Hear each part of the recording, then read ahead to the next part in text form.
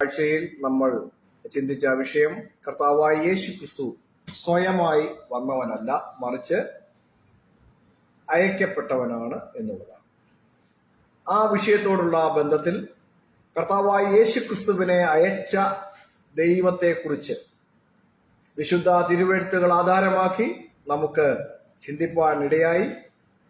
കർത്താവായ യേശു ക്രിസ്തുവിനെ അയച്ചവനാണ് only true God, ഒരേ ഒരു സത്യദൈവമെന്ന് വിശുദ്ധ തിരുവെഴുത്ത് പറയുന്നതായ വചനഭാഗങ്ങളിൽ ആധാരമാക്കി നമുക്കത് ബോധ്യപ്പെടുവാൻ ഇടയായി. ഇന്ന് നമ്മൾ അതിൻ്റെ തുടർച്ചയായി കർത്താവായ യേശു ക്രിസ്തു അയക്കപ്പെട്ടത് എന്തിന് എന്നുള്ള വിഷയമാണ് ചിന്തയ്ക്കായി എടുത്തിരിക്കുന്നത്. യേശുക്രിസ്തു അയക്കപ്പെട്ടവനാണ്, യേശുക്രിസ്തുവിനെ അയച്ചതാണ്, യേശുക്രിസ്തുവിനെ അയച്ചവനാണ് ഒരേ ഒരു സത്യദൈവം എന്ന വിശുദ്ധ തിരുവെഴുത്ത് പഠിപ്പിക്കുന്ന ആ കൺവിക്ഷനിലേക്ക് എത്തുന്ന ഒരുവനെ സംബന്ധിച്ച് അത് വിശുദ്ധ തിരുവെഴുത്ത് പഠിപ്പിക്കുന്നതാണെന്നുള്ളത് സുവ്യക്തമായ വചനങ്ങൾ തെളിവായി നമ്മെ പഠിപ്പിക്കുന്നതായിരിക്കെ അതിൽ ആധാരമാക്കിക്കൊണ്ട് വിശുദ്ധ തിരുവെഴുത്തുകൾ നമ്മൾ വീണ്ടും ചിന്തിക്കുമ്പോൾ യേശുക്രിസ്തു അയക്കപ്പെട്ടത് അല്ലെങ്കിൽ യേശുക്രിസ്തുവിനെ ദൈവം അയച്ചത് എന്തിനാണ് എന്നുള്ളത് വളരെ വ്യക്തമായി നമുക്ക് മനസ്സിലാക്കുവാൻ തക്കവണ്ണം കഴിയുന്നു. കർത്താവായ യേശുക്രിസ്തു തന്റെ പരസ്യ ശുശ്രൂഷ തുടങ്ങുന്നത് നമുക്കെല്ലാവർക്കും അറിയാം, യോഹന്നാനിൽ നിന്നും സ്നാനം ഏറ്റ ശേഷമാണ് എന്നുള്ളത്. അപ്പോൾ യോഹന്നാനിൽ നിന്നും സ്നാനമേറ്റ യേശു തുടർന്ന് അങ്ങോട്ട് തന്റെ ജീവിതത്തിൽ നടക്കുന്നതായ കാര്യങ്ങൾ വളരെ ക്രമമായി നമ്മൾ പരിശോധിച്ചാൽ ഈ കാര്യങ്ങളിൽ വളരെ കൃത്യതയുണ്ടാകുന്നതായി നമുക്ക് കാണുവാൻ തക്കവണ്ണം കഴിയുന്നു. അപ്പോൾ ഇതിനിടയ്ക്കൊക്കെ നമ്മൾ മനസ്സിലാക്കണം, യഹൂദന്മാർ യേശുവിനെ കൊല്ലുവാനായി തന്ത്രങ്ങൾ മെനയുകയും അതിനുള്ളതായ വഴികൾ അന്വേഷിക്കുകയും ഒക്കെ ചെയ്തതായ അനേക സംഭവങ്ങളുണ്ട്. അവരിൽ നിന്നും യേശു വിട്ടൊഴിഞ്ഞു പോകുന്ന, അവരിൽ നിന്നും രക്ഷപ്പെട്ടു പോകുന്ന പല സന്ദർഭങ്ങൾ ഉണ്ടായിരിക്കെ യേശുവിനെ പിടിക്കുവാനായി ഈ യഹൂദന്മാരുടെ നിർദ്ദേശപ്രകാരം പടയാളികൾ വരുമ്പോൾ യേശു അവരിൽ നിന്നും വിട്ടൊഴിഞ്ഞു പോകുന്നതായിട്ടല്ല, മറിച്ച് തന്നെത്താനെ ഏൽപ്പിച്ചു കൊടുക്കുന്നതായും നമുക്ക് കാണുവാൻ തക്കവണ്ണം കഴിയുന്നു. അപ്പോൾ യേശുക്രിസ്തു തന്റെ സമയമായപ്പോൾ അല്ലെങ്കിൽ തന്നെ അയച്ചതിൻ്റെതായ ഉദ്ദേശം പൂർത്തീകരിക്കുമ്പോൾ ആണ് ഇവർക്ക് തന്നെത്താനെ ഏൽപ്പിച്ചു കൊടുക്കുന്നതായി നമുക്ക് കാണുവാൻ തക്കവണ്ണം കഴിയുന്നു. അപ്പോൾ നമുക്ക് വിശുദ്ധ തിരുവെഴുത്തുകളിൽ നിന്നും യേശുക്രിസ്തുവിനെ അയച്ചത് എന്തിനാണ് എന്നുള്ളത് പഴയ നിയമവും പുതിയ നിയമവും ചേർത്ത് പരിശോധിക്കുകയും പഠിക്കുകയും ചെയ്യാം.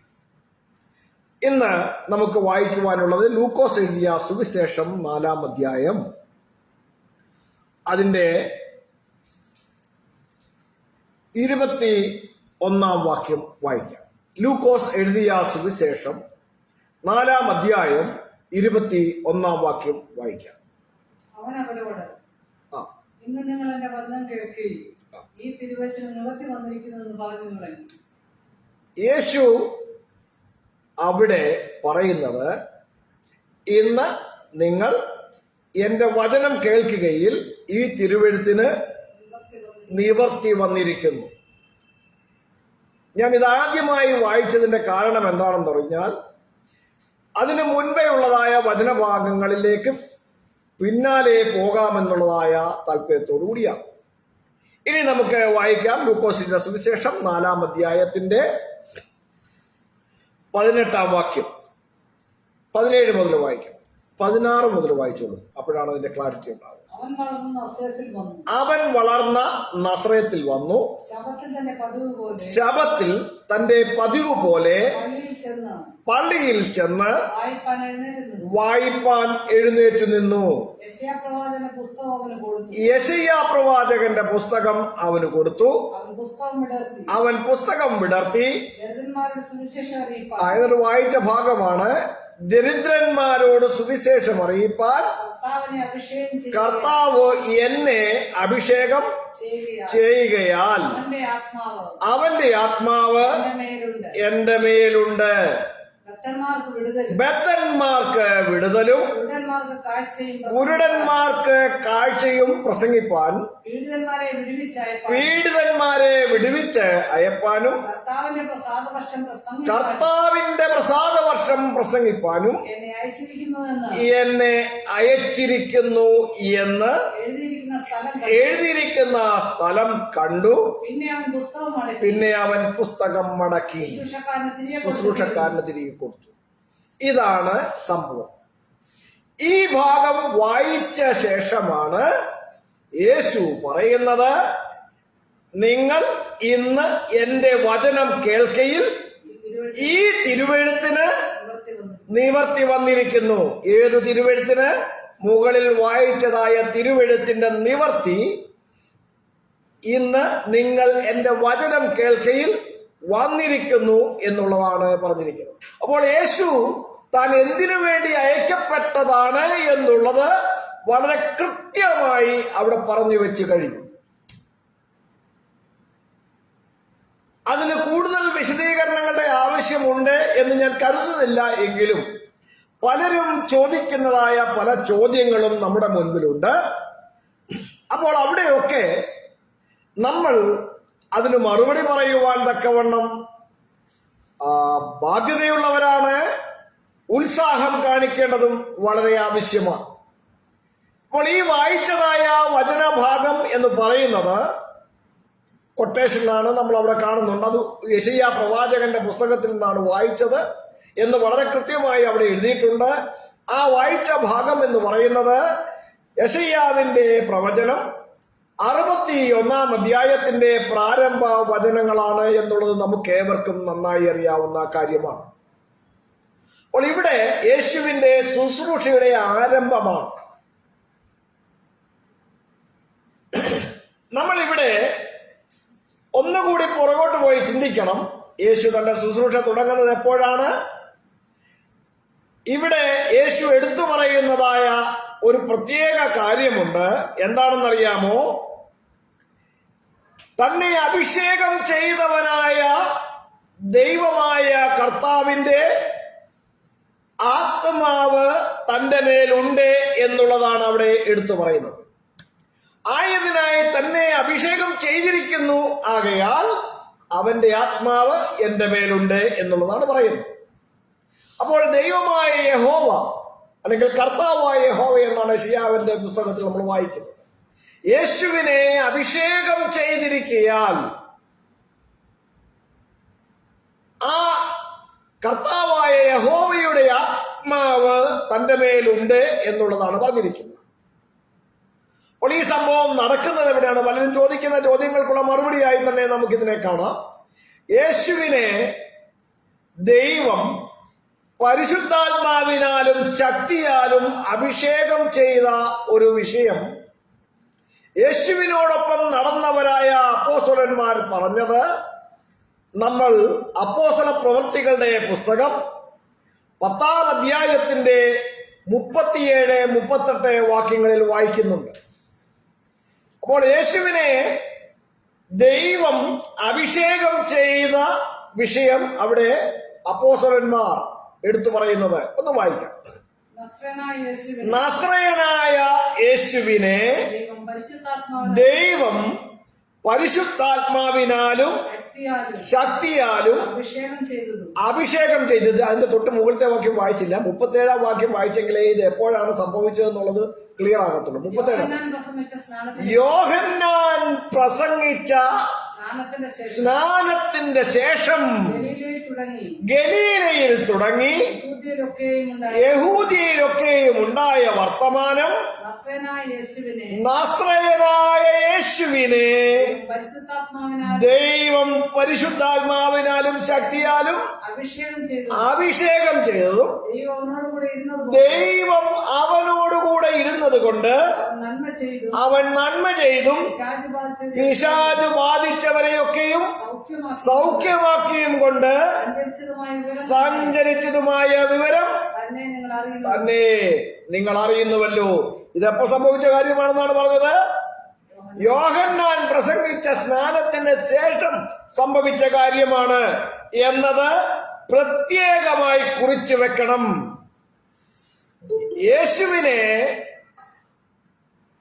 ദൈവം പരിശുദ്ധാത്മാവിനാലും ശക്തിയാലും അഭിഷേകം ചെയ്യുക എന്ന് പറയുന്ന ഒരു സംഭവം നടന്നത് പ്രത്യേകമായി അപ്പോസ്തലന്മാർ എടുത്തു പറയുന്നത് യോഹന്നാൻ പ്രസംഗിച്ച സ്നാനത്തിന് ശേഷമാണ്. ഇത് നമുക്ക് ഉറപ്പിക്കുവാൻ തക്കവണ്ണം ലൂക്കോസ് എഴുതിയ സുവിശേഷം 3-ാം അധ്യായത്തിന്റെ 21-ാം വാക്യം വായിക്കാം. ലൂക്കോസ് എഴുതിയ സുവിശേഷം 3-ാം അധ്യായം 21-ാം വാക്യം. ജനമെല്ലാം സ്നാനമേൽക്കയിൽ യേശുവും സ്നാനമേറ്റ് പ്രാർത്ഥിക്കുമ്പോൾ സ്വർഗം തുറന്നു, പരിശുദ്ധാത്മാവ് ദേഹരൂപത്തിൽ പ്രാവെന്ന പോലെ യേശുവിന്റെ മേലിറങ്ങി വന്നു. ശ്രദ്ധിക്കണേ, നസ്രയനായ യേശുവിനെ ദൈവം പരിശുദ്ധാത്മാവിനാലും ശക്തിയാലും അഭിഷേകം ചെയ്തത് യോഹന്നാൻ പ്രസംഗിച്ച സ്നാനത്തിന്റെ ശേഷമാണ് എന്നുള്ളത് യേശുവിനോട് കൂടെ നടന്ന അപ്പോസ്തലന്മാർ പറഞ്ഞത് അപ്പോസ്തല പ്രവൃത്തികളുടെ പുസ്തകം 10-ാം അധ്യായത്തിന്റെ 37-38 വാക്യങ്ങളിൽ നമ്മൾ വായിച്ചു കഴിഞ്ഞതാണ്. അതിനെ ഉറപ്പിച്ചുകൊണ്ട് ലൂക്കോസ് എഴുതിയ സുവിശേഷത്തിന്റെ 3-ാം അധ്യായം 21-ാം വാക്യം മുതൽ നമ്മൾ വായിക്കുമ്പോൾ ഈ സംഭവം അവിടെ വിവരിക്കുകയാണ് ചെയ്യുന്നത്. യേശു സ്നാനമേറ്റിട്ട് പ്രാർത്ഥിച്ചുകൊണ്ടിരിക്കുമ്പോൾ, വെള്ളത്തിൽ നിന്ന് കയറി പ്രാർത്ഥിച്ചുകൊണ്ടിരിക്കുമ്പോൾ, ഇത് ഇതര സുവിശേഷങ്ങളിലുണ്ട്. ലൂക്കോസിന്റെ സുവിശേഷത്തിൽ മാത്രമല്ല, മത്തായി എഴുതിയ സുവിശേഷത്തിലും മർക്കോസ് എഴുതിയ സുവിശേഷത്തിലും ഈ സംഗതിയുടെ വിവരണമുണ്ട്. ഞാൻ ലൂക്കോസിന്റെ സുവിശേഷത്തിൽ നിന്ന് മാത്രം വായിച്ചു എന്നുള്ളതേ ഉള്ളൂ.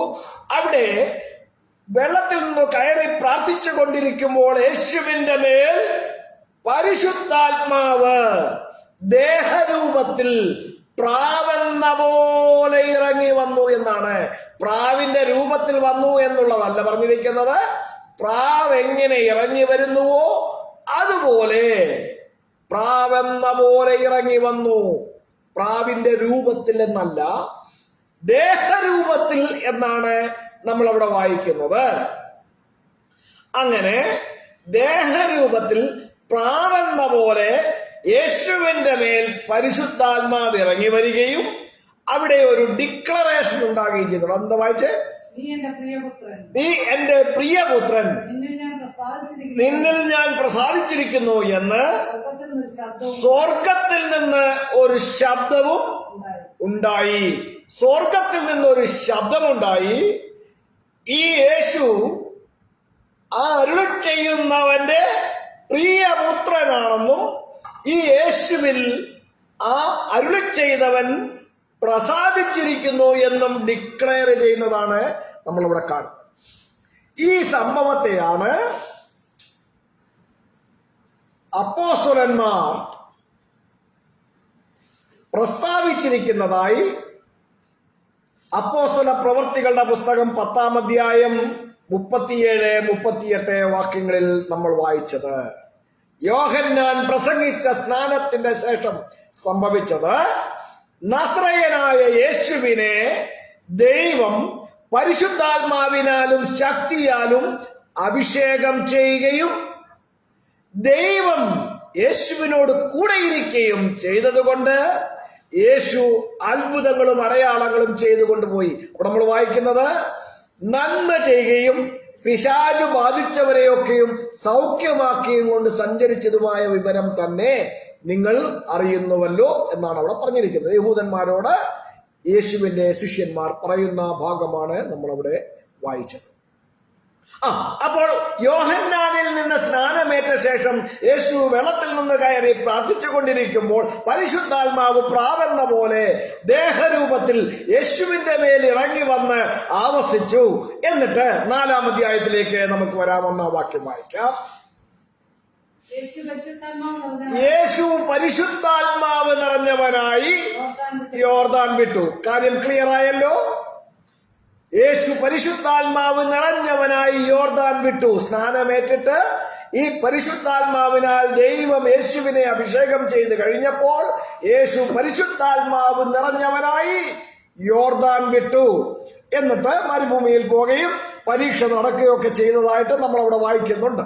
അപ്പോൾ ഈ പരീക്ഷയൊക്കെ തികച്ച ശേഷമാണ് യേശു എവിടേക്ക് വരുന്നത്? താൻ വളർന്നതായ നാസ്രയത്തിലേക്ക് വരുന്നത്. അവിടെ വന്നിട്ട് അപ്പൊ അതുവരെ മനസ്സിലാക്കണം, യേശു താൻ ഈ യോഹന്നാനിൽ നിന്നും സ്നാനമേൽക്കുന്നതിന് മുൻപേ തന്നെ താൻ യഹൂദന്മാരുടെ പള്ളിയിൽ സ്ഥിരമായി പോകുന്നവനായിരുന്നു എന്നും അവിടെ താൻ അവിടെ ചെല്ലുമ്പോഴൊക്കെയും തനിക്ക് വായിക്കുവാനായി, അവിടെ യഹൂദന്മാരുടെ പള്ളിയിലെ ആചാരങ്ങളുടെ ഒരു ഭാഗമാകാം, അവരുടെ തിരുവെഴുത്തിൽ നിന്നും വായിക്കുന്നതായ രീതി.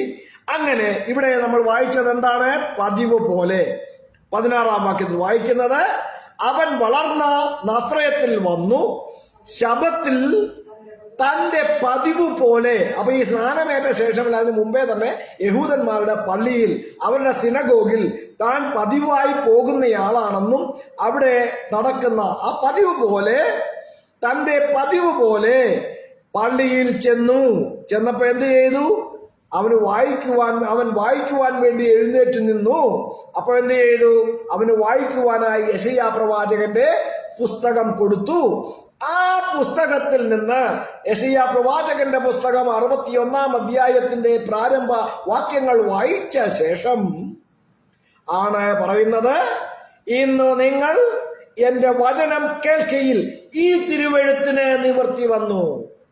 ഏത് തിരുവെഴുത്തിന്? ആ വായിച്ച ഭാഗം ഇങ്ങനെയാണ്: ദരിദ്രന്മാരോട് സുവിശേഷം അറിയിപ്പാൻ കർത്താവ് എന്നെ അഭിഷേകം ചെയ്യുകയാൽ അവന്റെ ആത്മാവ് എന്റെ മേലുണ്ട്. അതുവരെ യേശു എപ്പോഴേലും പറഞ്ഞോ എന്നെ അഭിഷേകം ചെയ്യുകയാൽ അവന്റെ ആത്മാവ് എന്റെ മേലുണ്ടെന്ന്? പറഞ്ഞില്ല. ഇവിടെയാണ് യേശു പറയുന്നത്, ഇന്ന് ഈ തെരുവിടത്തിന് നിവർത്തി വന്നിരിക്കുന്നു എന്ന്. അപ്പൊ ഈ അഭിഷേകം നടന്നത് യോഹന്നാന്റെ സ്നാനത്തിന് ശേഷമാണ് എന്നുള്ളതും വിശുദ്ധ തിരുവെഴുത്ത് നമ്മെ പഠിപ്പിക്കുന്നുണ്ട്. അപ്പോൾ നമ്മുടെ കാര്യമാത്ര പ്രസക്തമായ വിഷയത്തിലേക്ക് ഞാൻ വരട്ടെ. യേശുവിനെ എന്തിനു വേണ്ടിയാണ് ദൈവം അയച്ചത് എന്നുള്ളത് വളരെ സ്ഫുടമായി തന്നെ യേശു ഇവിടെ പറയുന്നതായി നമുക്ക് കാണുവാൻ കഴിയുന്നത്. ഒന്നാമത്തെ വിഷയം, ദരിദ്രന്മാരോട് സുവിശേഷം അറിയിപ്പാൻ കർത്താവ് എന്നെ അഭിഷേകം ചെയ്യുകയാൽ. അപ്പോൾ ദരിദ്രന്മാരോട് സുവിശേഷം അറിയിക്കുക, ഇതൊരു വലിയ പ്രാധാന്യം അർഹിക്കുന്ന വിഷയമാണ് കേട്ടോ. ദരിദ്രന്മാരോട് സുവിശേഷം അറിയിക്കുക. ഈ ദരിദ്രന്മാരെന്നുള്ള പദം കേൾക്കുമ്പോൾ നിങ്ങൾ വിചാരിക്കരുത് സാമ്പത്തികമായ താഴേക്കിടയിലുള്ള ആൾക്കാരെ കുറിച്ചാണ് പറഞ്ഞതെന്ന് നിങ്ങൾ വിചാരിച്ചു പോകരുത്. ഇവിടെയുള്ള ദാരിദ്ര്യം എന്ന് പറയുന്നത് വളരെ ഡിഫറൻ്റാണ്. അത് മത്തായി എഴുതിയ സുവിശേഷം 5-ാം അധ്യായത്തിലേക്ക് നമ്മൾ വന്നാൽ അവിടെ യേശുക്രിസ്തുവിന്റെ പർവ്വത പ്രസംഗം എന്ന് പറയുന്ന ആ ടൈറ്റിൽ അറിയപ്പെടുന്ന ഒരു സംഭവമുണ്ട്. അതിന്റെ 3-ാം വാക്യം വായിക്കാം. മത്തായി എഴുതിയ സുവിശേഷം 5-ാം അധ്യായം 3-ാം വാക്യം വായിക്കാം.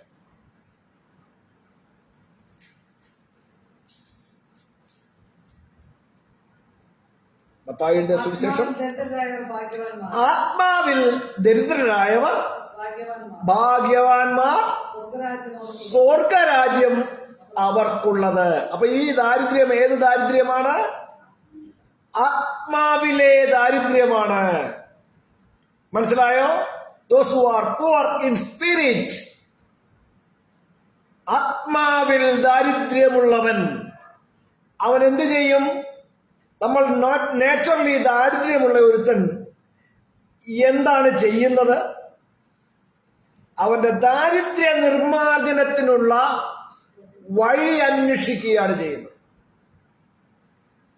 ദാരിദ്ര്യ നിർമ്മാർജ്ജനത്തിനുള്ള വഴി അന്വേഷിക്കുകയാണ് ദാരിദ്ര്യമുള്ള ഒരുത്തൻ ചെയ്യുന്നത്. സർവം തികഞ്ഞിരിക്കുന്ന,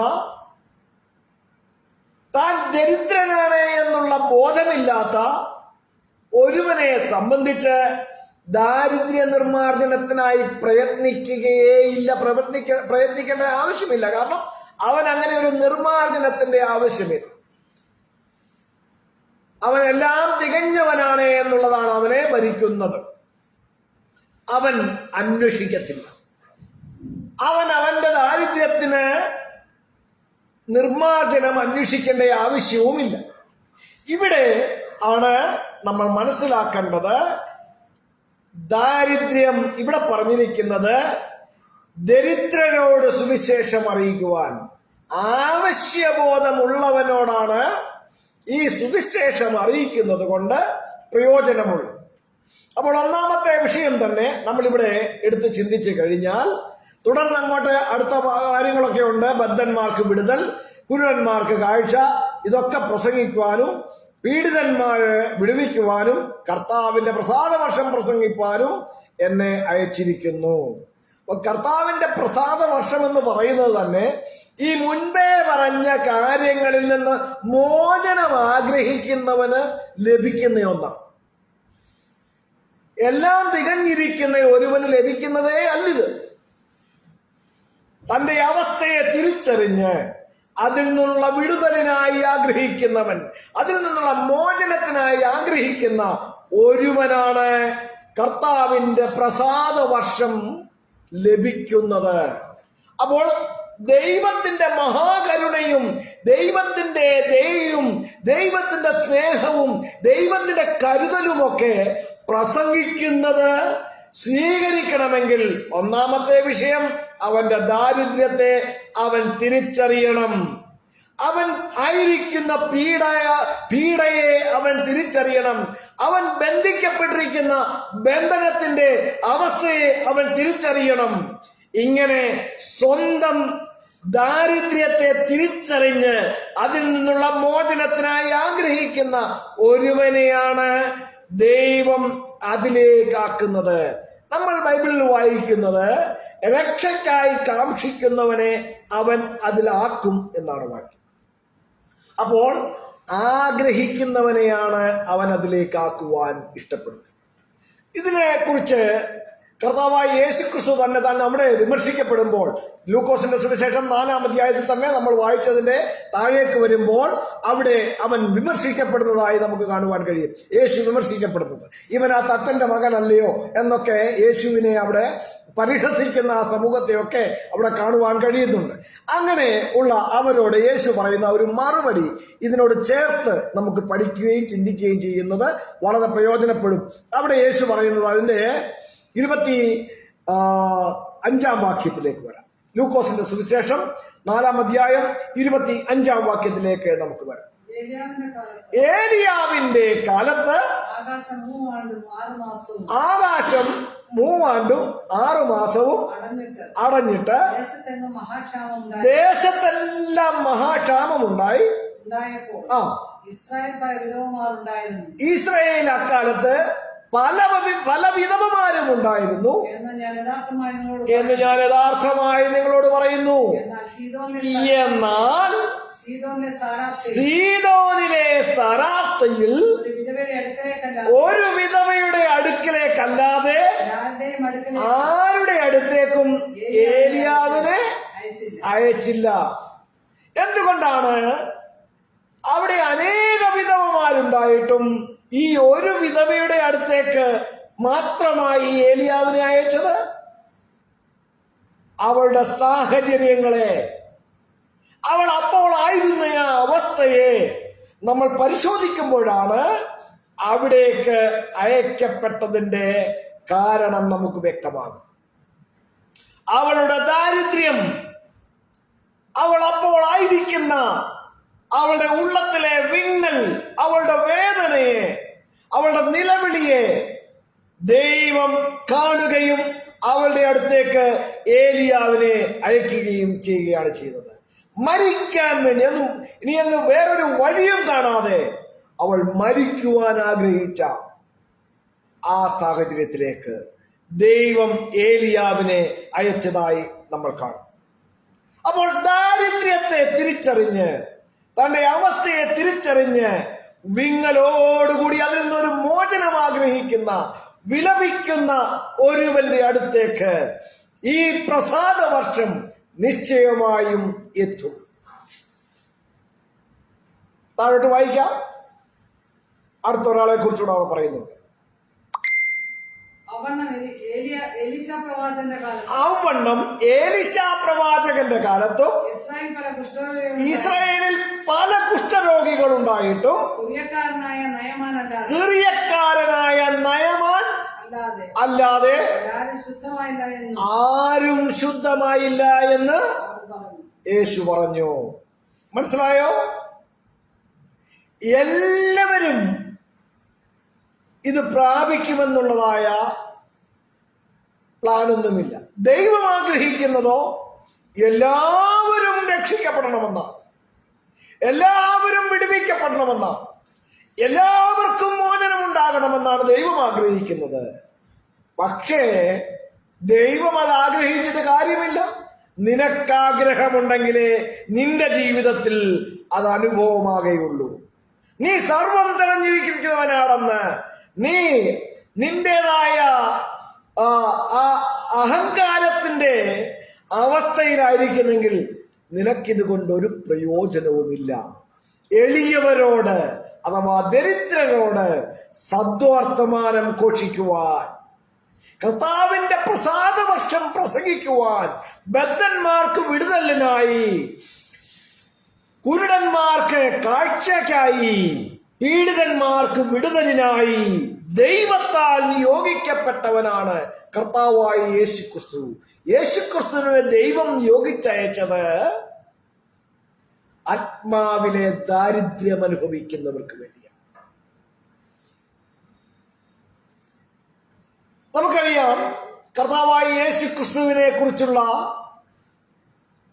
സുവിശേഷം യേശുവിന്റെ കൂടെ നടന്ന ഈ അപ്പോസ്തലന്മാർ പ്രസംഗിച്ചപ്പോൾ അത് നമ്മൾ വായിക്കുന്ന അപ്പോസ്തല പ്രവൃത്തികളുടെ പുസ്തകം 2-ാം അധ്യായത്തിലാണ്. അവിടെ അനേകർ വന്നുകൂടി, ധാരാളം ആളുകൾ വന്നുകൂടി. എന്നാൽ ഈ അപ്പോസ്തലന്മാർ പറഞ്ഞതായ വചനം കേട്ട് ഹൃദയത്തിൽ കുത്തുകൊണ്ടിട്ട് അവർ ഇനി രക്ഷയ്ക്കായിട്ട് ഞങ്ങൾ എന്താണ് ചെയ്യേണ്ടതെന്നുള്ള ആവശ്യബോധത്തോടെ അപ്പോസ്തലന്മാരുടെ അടുക്കിലേക്ക് വന്ന് രക്ഷയ്ക്കുള്ള മാർഗം അന്വേഷിച്ചപ്പോൾ അപ്പോസ്തലന്മാർ അതിനുള്ള വഴി പറഞ്ഞു കൊടുത്തു. അതിന്റെ മുൻപിൽ സമർപ്പണമുള്ളവരായപ്പോഴാണ് അവർക്ക് വിടുതലുണ്ടായത്. അപ്പോൾ അനേക വിധവമാരുണ്ടായിട്ടും സീദോനിലെ സരഫ്തയിലെ ആ ഒരു വിധവയുടെ അടുത്തേക്കാണ് ഏലിയാവിനെ ദൈവം അയച്ചത്. ഇസ്രായേലിൽ അനേക കുഷ്ഠരോഗികളുണ്ടായിട്ടും സിറിയക്കാരനായ നയമാൻ മാത്രമാണ് വിടുതൽ പ്രാപിച്ചത്. ഏലീശായുടെ അടുത്തേക്ക് ഇവന്റെ ആവശ്യമെത്തുകയാണ് ചെയ്യുന്നത്. പ്രിയരെ, കർത്താവായി യേശുക്രിസ്തുവിനെ ദൈവം നിയോഗിച്ചയച്ചതാണ്. യേശുക്രിസ്തുവിനെ അയച്ചവനാണ് ദൈവം. യേശുക്രിസ്തുവിനെ അഭിഷേകം ചെയ്തവനാണ് ദൈവം. ദൈവത്തിന്റെ പദ്ധതിയുടെ പൂർത്തീകരണത്തിനായിട്ടാണ് യേശു അയക്കപ്പെട്ടത്. അപ്പോ യോഹന്നാന്റെ സുവിശേഷം 10-ാം അധ്യായത്തിന്റെ 36-ാം വാക്യത്തിൽ യേശു പറയുന്ന ഒരു കാര്യം വളരെ ശ്രദ്ധേയമാണ്.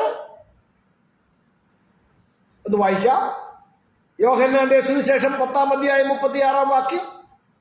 ദൈവത്തിന്റെ പുത്രനെന്ന് പറഞ്ഞു ഞാൻ ദൈവത്തിന്റെ പുത്രനെന്ന് പറഞ്ഞതുകൊണ്ട് ദൈവദൂഷണം പറയുന്നു ഞാൻ ദൈവദൂഷണം പറയുന്നു എന്ന് പിതാവ് വിശുദ്ധീകരിച്ചയച്ച പിതാവ് വിശുദ്ധീകരിച്ചയച്ച വിശുദ്ധീകരിച്ച് ലോകത്തിൽ അയച്ചവനോട് പിതാവ് വിശുദ്ധീകരിച്ച് ലോകത്തിലേക്ക് അയച്ചവനാണ് താനെന്ന് യേശു അവിടെ പറഞ്ഞിരിക്കുകയാണ് ചെയ്യുന്നത്. അപ്പോൾ യേശുവിനെ ദൈവം നിയോഗിച്ചതാണ്. ആ നിയോഗമെന്ന് പറയുന്നത് ദൈവരാജ്യത്തെ കുറിച്ചുള്ള സുവിശേഷം പ്രസംഗിക്കാനാണ്. യേശു ആ ദൗത്യമാണ് ചെയ്തത്. ആ ദൗത്യത്തിന്റെ പൂർത്തീകരണത്തിനായി യേശു നടത്തിയ പ്രയത്നത്തിന്റെ പരിണിത ഫലമാണ് ക്രൂശുമരണം എന്ന് പറയുന്നത്. അപ്പോൾ യേശുവിനെ അയച്ചത് എന്തിനാണ്? രക്ഷയ്ക്കായി കാക്ഷിക്കുന്നവനെ, വിടുതലിനായി കാക്ഷിക്കുന്നവനെ, താൻ ബദ്ധനായിരിക്കുന്നു എന്നുള്ളതിനെ തിരിച്ചറിയുന്നവനെ, തന്റെ ഇല്ലായ്മയെ, തന്റെ ആത്മീയ ദാരിദ്ര്യത്തെ തിരിച്ചറിയുന്നവനെ ദൈവസന്നിധിയിലേക്ക് അടുപ്പിക്കുക, ദൈവരാജ്യത്തെ കുറിച്ച് പ്രസംഗിക്കുക. യേശു പ്രസംഗിച്ച സുവിശേഷം എന്താണ്? യോഹന്നാൻ പ്രസംഗിച്ച അതേ സുവിശേഷം തന്നെയാണ് യേശു പ്രസംഗിച്ചത്. യോഹന്നാൻ സ്നാപകൻ എന്താണ് പ്രസംഗിച്ചത്? കാലം തികഞ്ഞു, ദൈവരാജ്യം സമീപിച്ചിരിക്കയാൽ മാനസാന്തരപ്പെടുവീൻ. ഇതേ സംഗതി തന്നെയാണ് യോഹന്നാൻ കാരാഗ്രഹത്തിലായി കഴിഞ്ഞപ്പോൾ യേശുവും പ്രസംഗിച്ചത്.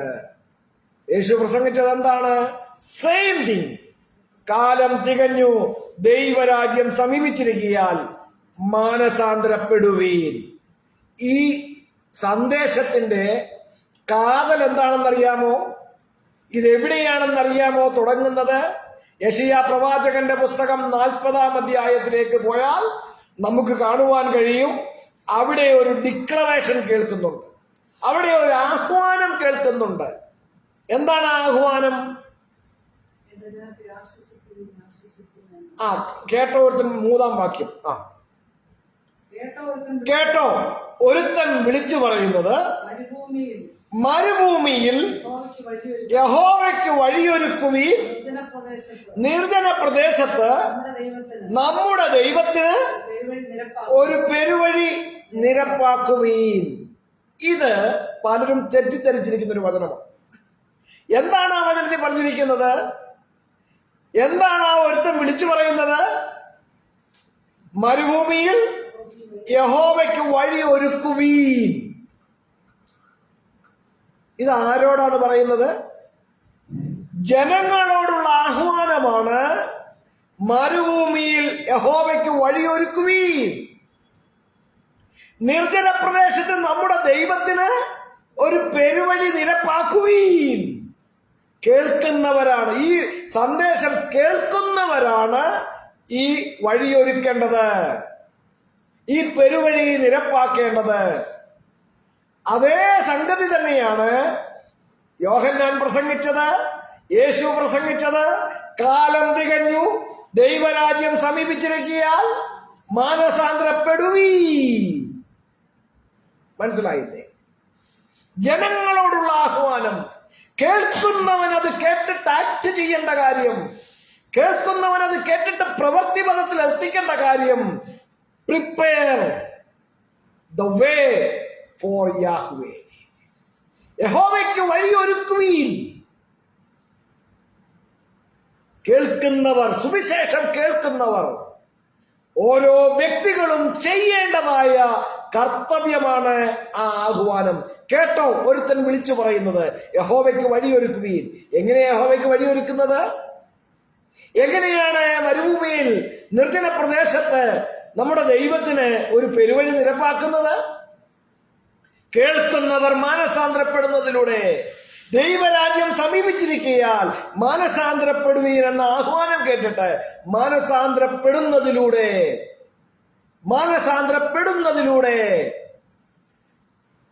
പേരുവഴി നിരപ്പാക്കപ്പെടുകയാണ്. യഹോവയ്ക്ക് വഴിയൊരുക്കപ്പെടുകയാണ് ചെയ്യുന്നത്. മനസ്സിലായോ? സുവിശേഷം കേൾക്കുന്നവൻ മാനസാന്തരപ്പെടുന്നതിലൂടെയാണ് യഹോവയ്ക്കുള്ള വഴിയൊരുക്കൽ എന്ന് പറയുന്നത്.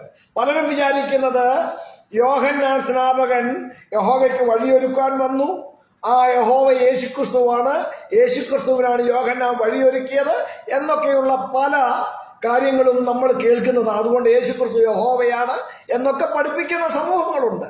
പക്ഷെ ഈ കേൾക്കുന്നവരാരും ഈ തിരുവെഴുത്ത് എന്താണ് ഈ വിഷയത്തിൽ പറയുന്നതെന്ന് പരിശോധിക്കുകയില്ല. വളരെ സൂക്ഷ്മതയോടെ പരിശോധിക്കുക.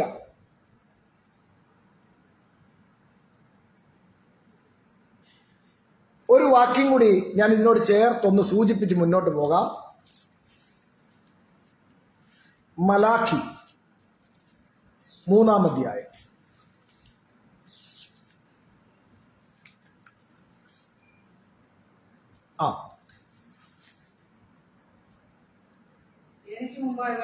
എനിക്ക് മുമ്പായി വഴി നിരത്തേണ്ടതിന് ഞാൻ എന്റെ ദൂതനെ അയക്കുന്നു.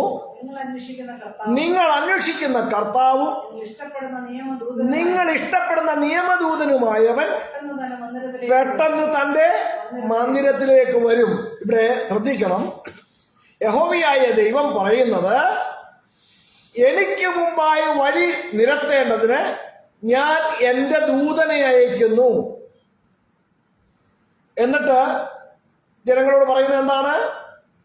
നിങ്ങൾ അന്വേഷിക്കുന്ന കർത്താവും നിങ്ങൾ ഇഷ്ടപ്പെടുന്ന നിയമദൂതനുമായവൻ.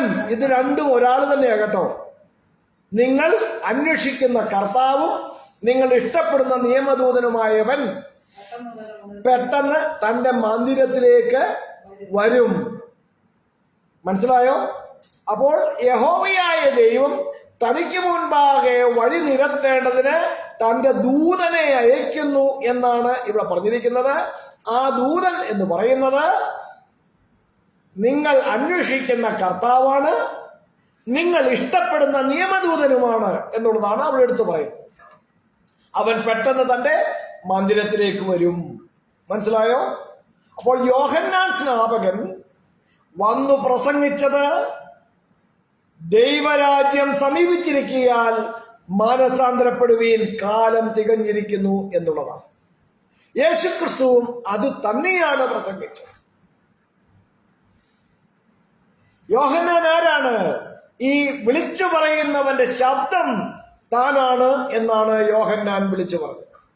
തന്നോട് ചോദിക്കാൻ വന്ന പരീശന്മാരോടും ലേവ്യരോടും യോഹന്നാൻ പറഞ്ഞത് ഈ വിളിച്ചു പറയുന്നവന്റെ ശബ്ദം ഞാനാണ് എന്നുള്ളതാണ്. മനസ്സിലായോ? അതുകൊണ്ട് വളരെ സൂക്ഷ്മതയോടെ പഠിക്കുക. കർത്താവായ യേശുക്രിസ്തുവിനെ നിയോഗിച്ചയച്ചവനാണ് ദൈവം. യേശുവിനെ അഭിഷേകം ചെയ്തവനാണ് ദൈവം. സകലത്തിന്റെയും സൃഷ്ടാവായവനാണ് യേശുവിനെ അഭിഷേകം ചെയ്തത്. അത് കഴിഞ്ഞ പ്രാവശ്യങ്ങളിലെ പല ആഴ്ചകളിലായി നമ്മളത് പറഞ്ഞതാണ്. അപ്പോസ്തല പ്രവൃത്തി 4-ാം അധ്യായം. ഇത് ഈ വീഡിയോ മാത്രം കേൾക്കുന്നവരുടെ ശ്രദ്ധയ്ക്കായിട്ട് ഞാനൊന്ന് പറയട്ടെ. അപ്പോസ്തല പ്രവൃത്തികളുടെ പുസ്തകം 4-ാം അധ്യായം 24 മുതലുള്ള വാക്യങ്ങൾ വളരെ സൂക്ഷ്മതയോടെ പരിശോധിക്കുക. ആകാശവും ഭൂമിയും സമുദ്രവും അവയിലുള്ള സകലത്തെയും സൃഷ്ടിച്ചവനായ ദൈവം അഭിഷേകം ചെയ്ത പരിശുദ്ധ ദാസനാണ് യേശു എന്ന് വളരെ കൃത്യമായി 1-ാം നൂറ്റാണ്ടിലെ സഭയും അപ്പോസ്തലന്മാരും ഒരേ സ്വരത്തിൽ വിളിച്ചു പറഞ്ഞത് നമുക്ക് കൃത്യമായി അവിടെ കാണുവാൻ തക്കവണ്ണം കഴിയുന്നു. മനസ്സിലായോ? അപ്പോൾ സകലത്തിന്റെ സൃഷ്ടാവായ ദൈവം സ്വയം ഒരു മനുഷ്യനായി വന്നതാണ് യേശുക്രിസ്തു എന്ന് പഠിപ്പിക്കുന്നത് വളരെ തെറ്റായ പഠിപ്പിക്കലാണ്. സകലത്തിന്റെ സൃഷ്ടാവായ ദൈവം അഭിഷേകം ചെയ്തയച്ചതാണ് യേശുവിനെ. ആ യേശു ആരാണ്? ആ സകലത്തിനെ സൃഷ്ടാവായ ദൈവത്തിന്റെ പരിശുദ്ധ ദാസനാണ്. ആ ദൈവത്തിന്റെ പുത്രനാണ്, ദൈവത്തിന്റെ അഭിഷിക്തനാണ്, ദൈവത്തിന്റെ മശിഹയാണ് എന്ന് വളരെ സുവ്യക്തമായി വിശുദ്ധ തിരുവെഴുത്തുകൾ നമ്മെ പഠിപ്പിക്കുന്നു. ഈ യേശുവിനെ ദൈവം നിയോഗിച്ചയച്ചത് നമുക്ക് വേണ്ടി രക്ഷയ്ക്കുള്ള, വിടുതലിനുള്ള സന്ദേശം അറിയിക്കാനാണ്. ടു പ്രൊക്ലൈം വിളിച്ചു പറയുവാൻ വേണ്ടിയാണ്. പ്രിയരെ, തിരുവെഴുത്തുകളെ പരിശോധിച്ച് കർത്താവായ യേശു ക്രിസ്തുവിലൂടെ ലഭ്യമായ നിത്യജീവന്റെ സന്ദേശത്തെ നാം സൂക്ഷ്മതയോടെയും ശ്രദ്ധയോടെയും പരിശോധിച്ച് സത്യത്തിന്റെ പരിജ്ഞാനത്തിൽ വളരുകയും നിത്യജീവന്റെ പ്രത്യാശയ്ക്കായി നമ്മുടെ ഹൃദയങ്ങളെ ഒരുക്കുകയും ചെയ്തുകൊണ്ട് ആയതിനായി നമ്മുടെ ചുവടുകളെ തിരുവെഴുത്തുകളിൻ പ്രകാരം മുന്നോട്ട് വയ്ക്കുവാൻ നമുക്ക് ഓരോരുത്തർക്കും ഇടയാകട്ടെ. കർത്താവായ യേശു ക്രിസ്തുവിലൂടെ ലഭ്യമാകുന്ന നിത്യജീവന്റെ പ്രത്യാശ അതിനെ മുറുകെ പിടിച്ചുകൊണ്ട് കർത്താവായ യേശു ക്രിസ്തു വാഗ്ദത്തം ചെയ്തതുപോലെ ഒരു നിത്യമായ വാസം കർത്താവായ യേശു ക്രിസ്തുവിനായിരിക്കുന്ന ഇടത്ത് യേശു ക്രിസ്തുവിനോടൊപ്പമായിരിക്കാൻ തക്കവണ്ണം നമ്മുടെ ഓരോരുത്തരുടെയും ജീവിതത്തിൽ പ്രാപിക്കേണ്ടതിനായിട്ട് ഒരുക്കമുള്ളവരായി പ്രത്യാശ നിറഞ്ഞ ജീവിതം നമുക്ക് ഓരോരുത്തർക്കും നയിക്കാം. തിരുവെഴുത്തുകളിൻ പ്രകാരം ഒരുക്കമുള്ളവരായി നമുക്ക് ഓരോരുത്തർക്കും മുന്നേറാം. സർവശക്തനായ ദൈവം നമ്മെ ഏവരെയും സഹായിക്കട്ടെ. പ്രാർത്ഥനയ്ക്കായി നമ്മുടെ തലകളെ ദൈവസന്നിധിയിൽ വണക്കാം.